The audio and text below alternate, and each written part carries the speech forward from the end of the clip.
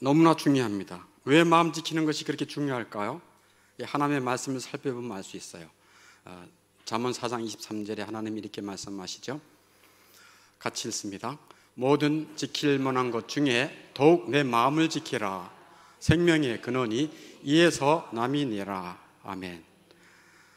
지킬 만한 것이 많이 있는데 더욱 뭐를 지키래요? 너 마음을 지켜래. 왜요? 생명의 근원이 이에서 남이라. 생명의 근원이 이에서 난다는 얘기 뭘까요? 이 땅에 살면서 생명의 삶을 살 수 있다는 거예요. 생명의 삶이 뭐예요? 생명의 삶 그러면 또 막연하게 들리잖아요. 그러면 나무 중에서 죽은 나무와 살아있는 나무를 비교해 보면 알 수 있어요.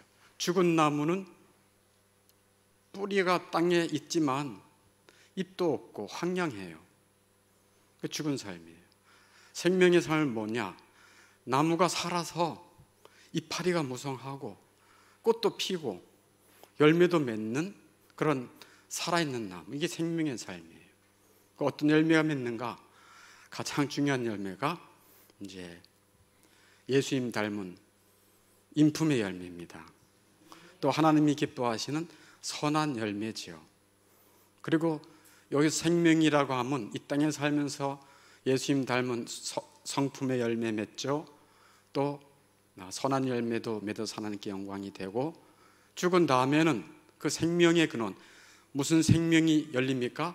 영원한 생명이 열리는 것입니다. 사람이 죽는다고 끝이 아니에요. 영생복락하는 영생의 삶이 열리게 되는 것입니다. 그러니까 이 땅에 살면서도 생명의 삶이요, 죽은 다음에는 더 멋진 영생의 삶이 열리니 이 마음을 지킨다는 것이 얼마나 중요하다는 것을 알 수가 있겠죠. 그런데 마음을 지키는 것은 정말이지 어려운 일입니다.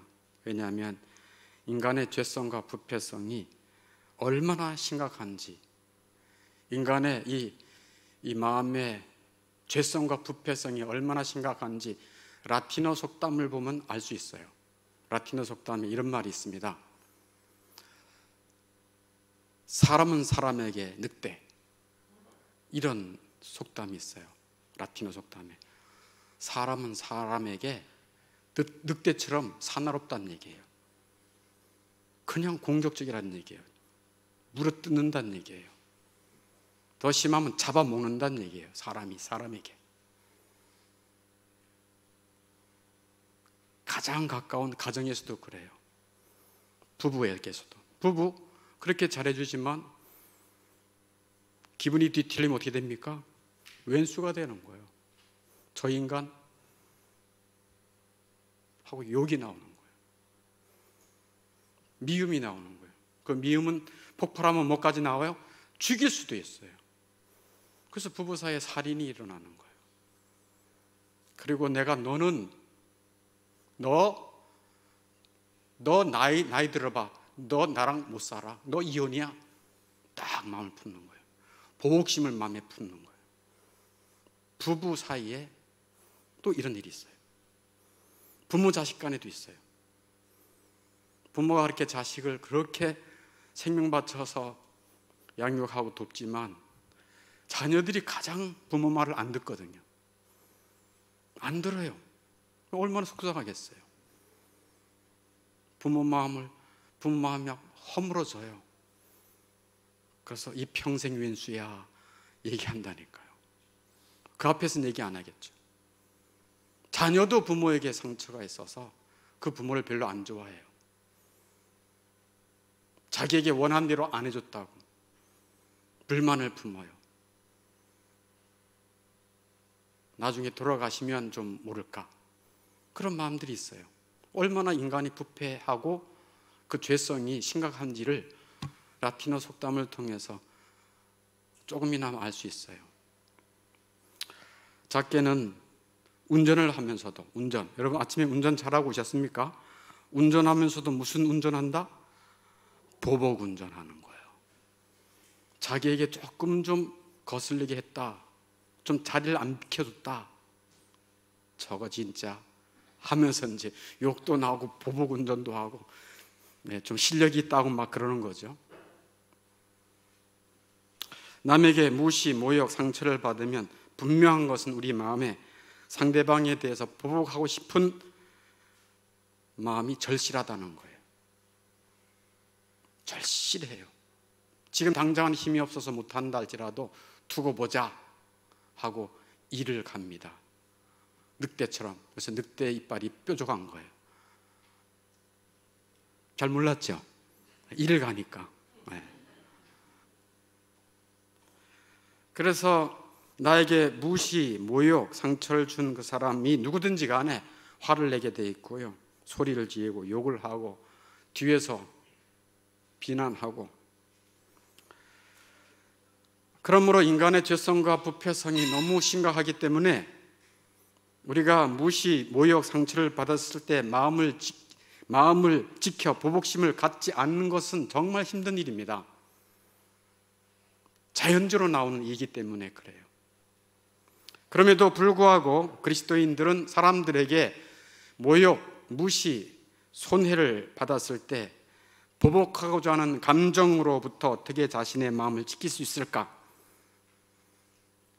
보복하고자 하는 감정으로부터 어떻게 자신의 마음을 지킬 수 있을까? 이 특단의 말씀을 오늘 전하려고 합니다. 기대하시기 바랍니다. 우리 일상에 깊이 있는 말씀, 우리가 당하는 일들 가운데 어떻게 이런 보복하고자 하는, 복수하고자 하는 감정으로부터 어떻게 자신의 마음을 지킬 수 있을까? 첫째는 이거 잘 기억하셔야 돼요. 나중에 다 또 기억하면서 해야 됩니다. 보복을 금하는 하나님의 법입니다. 하나님은 보복을 금하십니다. 보복하지 말라라고 말합니다. 하나님의 법은 보복을 엄격하게 금지하고 있음을 우리 마음속 깊이 새겨야 됩니다. 하나님은 뭐를 엄격하게 금하고 있다고요? 보복, 복수하는 것을 엄격하게 금하고 있어요. 한마디로 말해서 금단의 열매예요. 금단의 열매, 먹어서는 안 될 열매가 이 보복이에요. 타락한 우리 본성은 말합니다. 보복하는 것이야말로 얼마나 속이 후련한지. 후련합니다. 그러나 하나님은 말합니다. 그러나 그것의 결과는 엄청 쓸 거야. 하나님이 말씀하는 바예요. 그러나 그 결과는 어마어마하게 쓸 거야. 이게 하나님의 말씀이에요. 잠언 20장 20절에 하나님이 이렇게 말씀합니다. 저를 따라서 너는 악을 갚겠다고 말하지 말라. 이게 하나님의 말씀이에요. 너는 악을 갚겠다고 말하지 마라. 생각지도 말아라 라고 하는 거예요. 이게 잠언 20장 20절 말씀이고요. 오늘 우리가 읽었던 로마서 12장 17절 상반절은 저를 따라서 아무에게도 악을 악으로 갚지 말라. 아무에게도.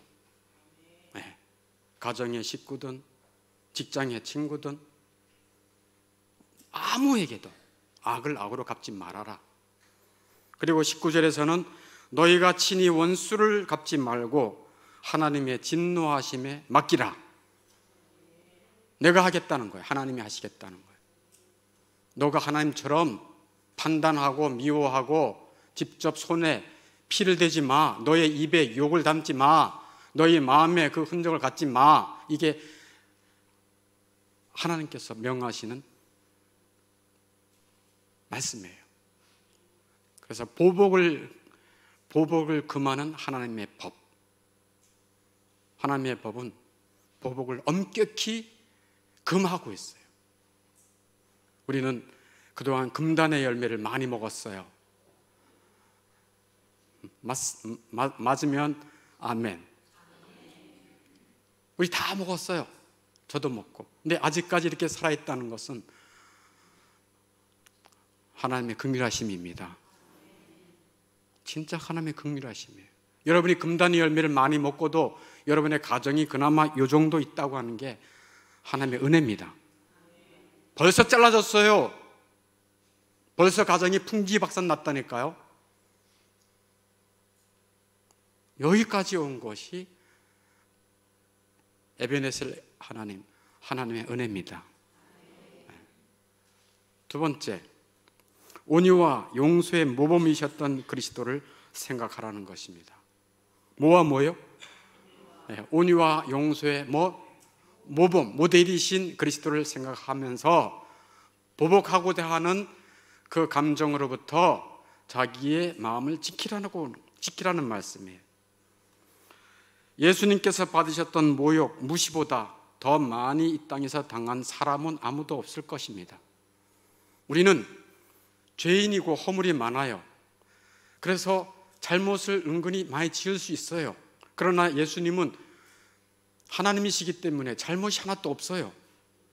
그럼에도 불구하고 사람들에게 모욕, 조롱, 박해, 침뱉음 모든 것을 다 당하셨어요.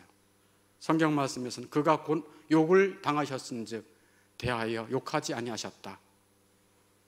자기를 찌르고 죽이는 자들을 향해서 하나님, 저들이 하는 것을 알지 못하오니 용서해 주십시오라고 끝까지 용서해 주셨던 분이 예수님이세요. 성경 말씀에 이사야서 53장 7절에 이렇게 말씀하고 있어요. 같이 한번 읽어보겠습니다.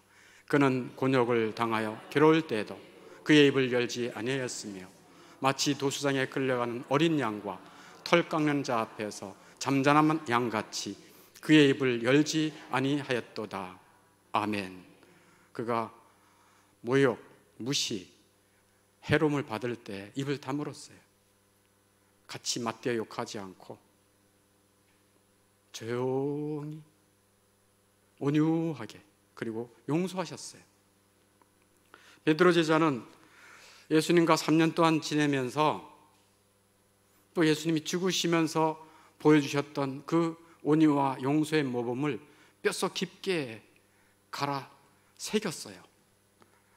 그리고 그리스도가 보여주신 모범을 본받아야 할 것을, 너희들이 예수를 믿느냐?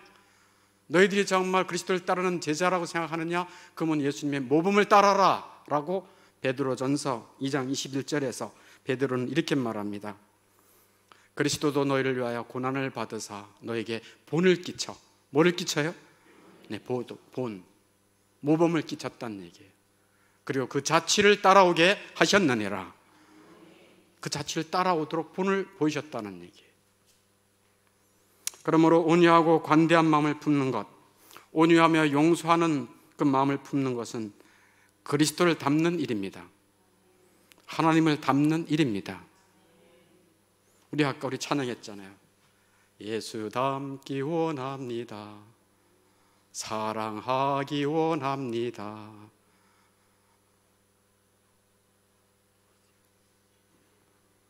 이렇게 모욕, 무시, 또 인정받지 못하는 일들을 얼마나 많이 당합니까? 얼마나 많이 겪습니까? 살면서. 근데 그때마다 온유와 용서하는 삶을 살아갈 때 그것은 곧 그리스도를 닮는 일입니다. 하나님 아버지를 닮는 일입니다. 종교개혁자 칼빈은 루터에게 심한 모욕을 받았어요. 그렇지만 이 칼빈은 굉장히 성질이 급했던 사람 중에 하나입니다. 그럼에도 불구하고 칼빈은 루터에게 관대했어요. 이런 말을 하면서 비록 루터가 나를 마귀라고 부른다 할지라도 나는 그 사람이 그리스도의 탁월한 종이라고 인정한다 하고 관대하게 루터를 인정했어요.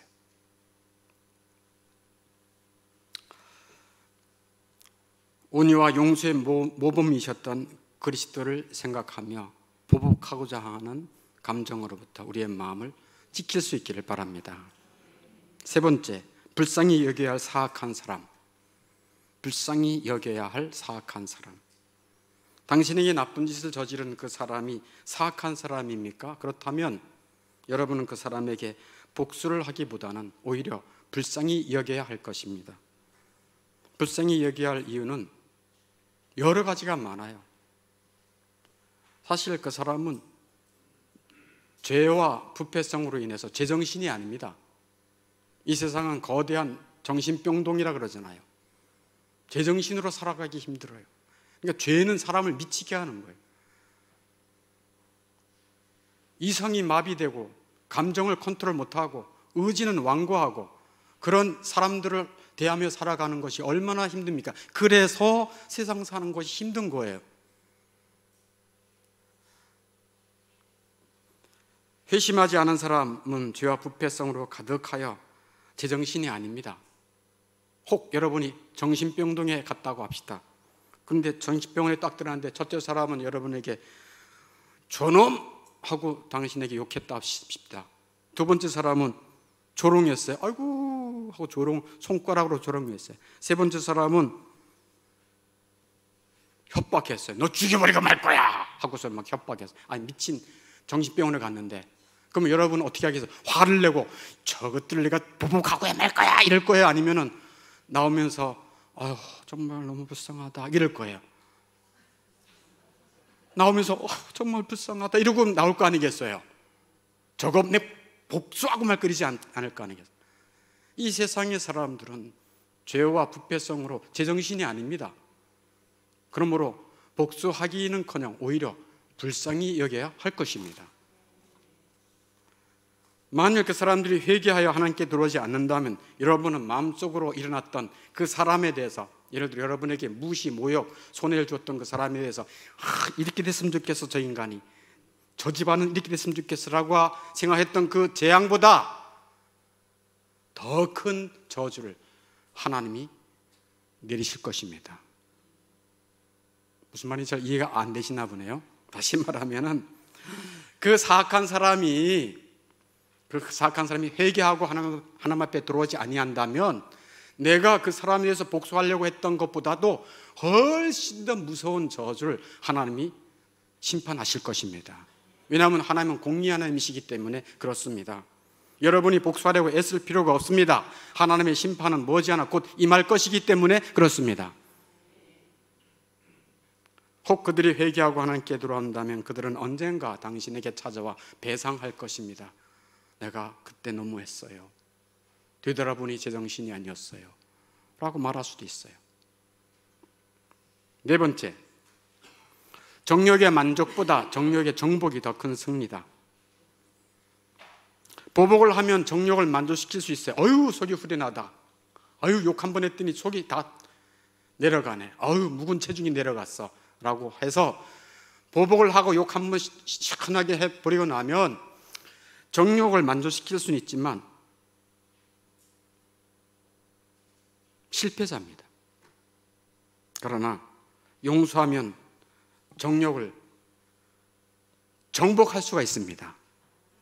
용서하고 온유하게 그를 대하면 정욕을 정복할 수가 있습니다. 그래서 정욕의 만족보다 정욕의 정복이 더 큰 승리다 라고 하는 것을 마음속에 또한 담아둬야 돼요. 용서를 함으로써 세 명의 원수를 한꺼번에 죽일 수 있어요. 첫째는 내 안에 있는 정욕 죽일 수 있고요, 마귀의 유혹도 죽일 수 있고요. 마귀는 사람들 간에 서로 미워하고 보복하고 용서하지 못하게 함으로 인간관계 다 끊어놓잖아요. 가족관계도 다 끊어놓잖아요. 그런데 내가 용서를 해주니까 세 명의 원수를 동시에 죽일 수 있어요. 첫째는 내 안에 있는 정욕, 아멘. 마귀의 유혹, 아멘. 이웃의 원수된 마음도 죽일 수가 있습니다. 다윗은 자신을 학대했던 사울 왕에게 관대하였고 선대했어요. 정말 다윗은 십수년 동안, 1년도 아니고 3개월도 아니고 사울 왕이 자기를 죽이려고 쫓아다녔다니까요. 원수가 되어서 죽이려고 그렇게 애썼어요. 전국 곳곳에 쫓아다녔습니다. 군사를 풀어서 죽이려고 별별 수단을 다 했어요. 그래서 어느 날 다윗이 어느 동굴에 숨어 있었는데 사울 왕이 큰 대변을 누러 동굴에 들어왔어요. 이야, 이거 완전히 무장해제. 역시 하나님은 내 편. 저 왕을 죽여버릴 수도 있다 생각했습니다. 두 아들이 이게 찬스 아닙니까? 하나님이 주신 찬스 아닙니까? 원수는 외나무다리. 그러나 죽이지 않았어요. 아니다. 하나님의 기름 부으신 자를 그렇게 하면 안 된다. 선대했어요. 그래서 이제 사울 왕이 동굴에 나갔을 때에 멀리서 다윗이 사울 왕에게 멀리서 왕이여, 이거 왕의 옷자락 아닙니까? 하면서 다윗이 그 사울 왕에게 선대하고 관대히 베풀었던 것을 얘기를 해요. 그랬더니 사무엘상 24장 17절에서 그 관대함을 받았던 사울 왕이 이렇게 말합니다. 나는 너를 학대하되 너는 나를 선대하니 너는 나보다 의롭도다 하고 말을 해요. 나는 너를 학대하였는데 너는 나를 선대했구나. 너는 나보다 의롭구나 하고 어린 다윗을 귀하게 여깁니다. 스데반 안수집사, 여러분 빈택 안수집사 된 분들 잘 들으세요. 스데반이 안수집사였어요. 알고 있죠? 네, 스데반이 안수집사였어요. 근데 그가 말씀을 증거하다가, 예수님을 증거하다가 사람들이 저놈 죽여라 해가지고 돌로 막 쳐 죽이는 상황 속에 있었어요. 돌을 맞으면서 죽어가는데, 돌 맞으면서 죽어가요. 나쁜 짓 한 것도 아닌데. 근데 이 스데반 안수집사가 어떻게 합니까? 기도하지요. 하나님, 저들이 하는 일을, 저들이 죄를 모릅니다. 용서해 주세요 하고 끝까지 온유하고 용서로 기도했습니다. 그리고는 순교했어요. 죽었어요. 그 자리에서 비참하게 죽었어요. 어거스틴은 그런 말을 해요. 스데반이 그의 원수들을, 그의 그 학대하는 원수들을 향해서 기도하는 그 기도를 보고 사도 바울이 회심하였구나 하고 어거스틴이 말해요. 그래서 그 사도 바울 한 사람으로 말미암아 우리나라까지 그 귀한 복음이 증거될 수 있었습니다. 놀라운 일이죠. 그래서 정욕의 만족보다 정욕의 정복이 더 큰 승리다라고 하는 것을 알 수 있습니다. 다섯 번째, 받은 모욕과 손해를 통해 얻어야 할 유익. 받은 모욕과 손해를 통해 얻어야 할 유익. 그러니까 내가 모욕을 받고 손해를 보고 또 조롱을 받았어요. 받았는데, 그래서 그 사람하고 관계가 껄끄러워. 그리고 만나고 싶지도 않고 하고 싶지도 않아. 항상 내 마음에 그냥 미움만 그대로고 별로 그런 손해와 모욕으로 말미암아 나에게 아무런 유익도 없어. 현재. 그러면 그 사람을 탓하기 전에 자기를 탓해야 됩니다. 왜? 나도 똑같이 더 사악하구나.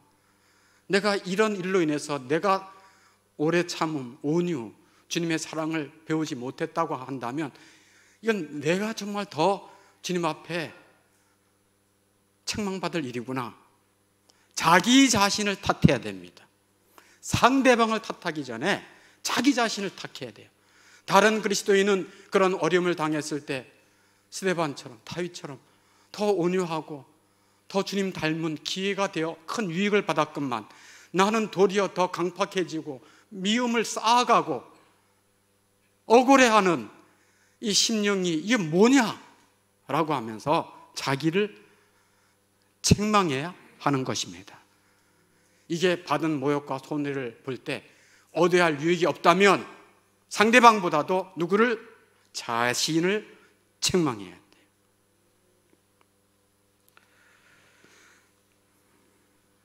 나에게 많은 영적 유익을 주려고 하나님께서 그 도구를 주셨건만 그 사람을 용서할 마음이 없다니 참으로 이상한 일입니다. 하나님이 여러분에게 영적 유익이 되게 하기 위해서, 즉 나의 성품을 예수님 닮게 하기 위해서, 천국 백성으로 우리의 인품을 아름답게 만들기 위해서 그런 도구를 주셨건만 도리어 내가 더 악하게 미움을 풀지 않고 용서하지도 못하는 그런 모습으로 나간다고 한다면 참 이상한 일입니다. 예를 든다면 이런 거예요. 어떤 군인이 적진에서 그 적군으로부터 거기서 이렇게 하는 창으로부터 상처를 입었어요. 상처를 입었어. 상처를 입었는데 그 상처는 어떤 상처인가? 내 몸에 깊은 종기, 고름이 있는 부분이 있는데 그거를 그냥 팍 터뜨렸어요. 그래가지고서는 아이고 했는데 보니까 그게 터뜨려져서 자기 몸에 도리어 유익이 됐어. 그러면 적군을 욕하겠어요? 어떻게 하겠어요? 욕하겠어요? 안 하겠어요? 안 하지요. 안 합니다. 이거 수술 받아야 되는데, 큰 아픔으로 내가 뭘 해야 되는데 도리어 그 적군의 도움으로 내 안에 있는 그 깊은 고름, 더러운 것들이 다 터쳐나와가지고 깨끗하게 되는데 왜 욕을 합니까? 말도 안 되는 소리죠. 나에게 그러한 모욕, 무시, 해를 입힌 그것이 내게 있는 그 고름덩어리와 같은 더러운 것이 터트려 나와서 그리스도를 닮게하고 하나님을 닮게하는 아름다운 성품으로 만들려고 하는 하나님의 뜻이 있는데 그 도구를 향해서 욕하고 으르렁대고 그렇게 한다는 것이 이상하다는 것이지요. 그러므로 받은 모욕과 손해를 통해서 알아야 할 유익, 내게 유익이 있다면, 없었다면 자기를 책망해야 되고 있다면 감사해야 될 것입니다. 마지막, 하나님의 매인지 살펴야 합니다. 내가 무시당하고 욕하고 상대방에게 이렇게 뭔가를 이렇게 모욕을 당했을 때 이거 하나님의 매가 아닌가 하고 자신을 먼저 살펴야 돼요. 발람 선지자에게 하나님은 당나귀의 입을 통해서도, 누구를 통해서요? 글쎄, 하나님은 전지전능하셔서 당나귀를 통해서 발람 선지자가 잘못한 것을 책망했다니까요. 당나귀를 통해서도. 또 다윗은 죄를 범하고 이 간음죄, 살인죄 이것을 범하고 자기가 죄인지도 몰라. 사람은 자기가 죄를 범하고도 뭐 이 정도면 됐겠지 할 수도 있어요. 넘어갈 수 있어요. 숨길 수도 있어요. 근데 하나님은 나단 선지자를 보내가지고 당신이 그 사람이요 라고 하나님이 책망했어요. 대놓고 책망을 했어요. 그러니까 내가 모욕을 당하는지 또 어떤 책망을 받을 때라든지 이것이 하나님의 매인지 주의 깊게 살펴야 됩니다. 이렇게 자기 자신을 살펴보아야 우리의 마음은 보복하고자 하는 욕망으로부터 벗어날 수가 있습니다. 그리고 신속하게 우리의 마음을 유순하게 먹을 수가 있습니다. 그리고 내가 보복하지 않고 하나님께 맡기려고 하는 순서로 올라갈 수가 있는 것입니다. 예를 하나 든다면 다윗이 압살롬, 자기 아들이 반역하잖아요. 자기 아들이 아버지의 왕권을 탈취하려고 반역을 해요. 얼마나 가슴 아프겠어요. 그래서 다윗 왕은 눈물을 머금고 예루살렘을 성을 떠나서 도망가고 있었죠. 도망가고 있었는데 누가 나타나는가? 시므이라고 하는 사람이 나타나서 막 다윗 왕을 막 비난하고 저주해요. 그럴 줄 알았어. 너가 죄인이잖아. 너 그럴 줄 알았어 하고 저주를 퍼대는 거예요. 그것도 모자라가지고 땅에서 돌을 집어가지고 막 돌을 던지고 나단 법석을 치는 거예요. 시므이가. 그럴 때 다윗 왕 옆에 장군들이 있잖아요. 아비스 장군이 다윗 왕이요, 말씀만 하옵소서, 당장 가서 저놈의 목을 치겠습니다 했어요. 다윗이 뭐라 그랬겠습니까? 사무엘하 16장 10절에 그가 저주하는 것은 여호와께서 그에게 다윗을 저주하라 하심이다 하고 말해요.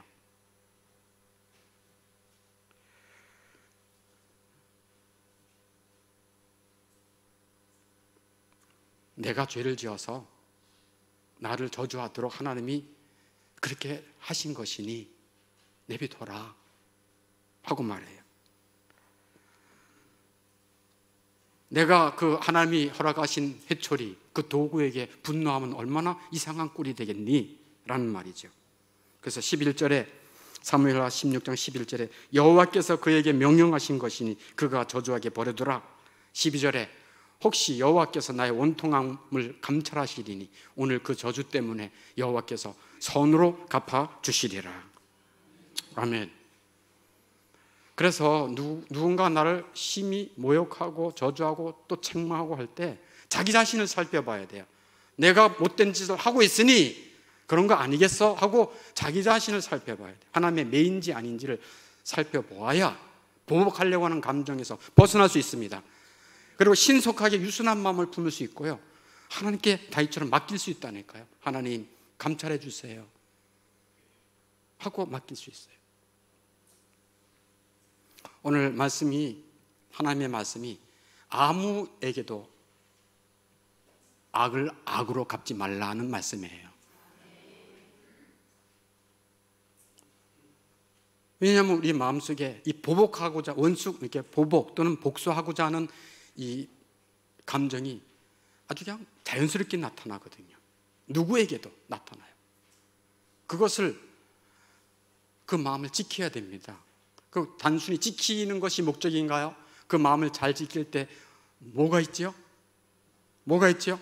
마음을 잘 지키면 뭐가 있죠? 생명의 삶이 있다 그랬잖아요.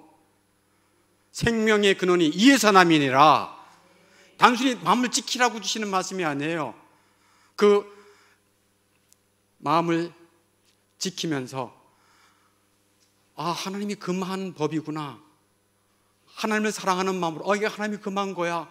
하나님을 사랑하는 자, 그리스도를 사랑하는 자는 내 법을, 내 계명을 지키리니. 하나님을 사랑하니까 그 말씀을 지키려고 애를 쓰다 보니까 누구 닮게 되는 거예요?